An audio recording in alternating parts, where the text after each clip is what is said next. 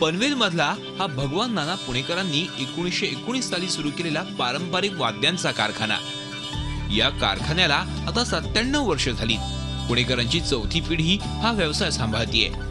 उरण, पनवेल, पेण, महाड, रायगड मधून ग्राहक इथं वाद्यांच्या खरेदीसाठी येतात। गणेशोत्सवात कच्ची, ढोलकी, ढोल, मृदंग, पखवाज, हार्मोनियम या वाद्यांना मोठी मागणी असते।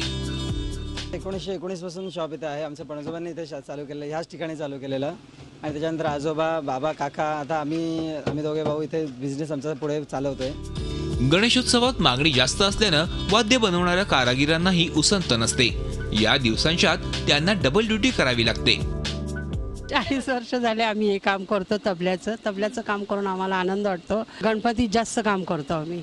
गणपतीमध्ये आमची डबल ड्युटी लागलेली असते। गिराईक भरपूर असतो आणि रात्री 2-3 वाजेपर्यंत काम करावं लागतं। आजकाल पाश्चात्य संगीताची मागणी वाढली असली तरी पारंपरिक वाद्य आणि संगीताची क्रेजही गेलेली नाही। दरवर्षी आम्ही इकडे गणपतीच्या वेळेस नालीला वगैरे कुठलं काम करत असेल तर आम्ही इथे दुकान येतो किंवा हा दुकान म्हणजे सर्वांना माहिती आहे कारण चांगलं दुकान आहे आणि इथे आम्ही आता शाही भरण्यासाठी मी आलो। दरवर्षी आमच्याकडे म्हणून गणपतीचा सार्वजनिक उत्सव आहे तर त्याच्यासाठी आम्ही हे करण्यासाठी इथेच येतो, ह्या दुकानात येतो आम्ही। या वाद्यांची वाढती मागणी पाहता दिवसाला 20 ते 25 नवी वाद्य बनवावी लागतात। या वाद्यांच्या खरेदीसाठी ही दुकानं ग्राहकांनी फुलून गेलीत। स्वाती नाईक, झी मीडिया, पनवेल।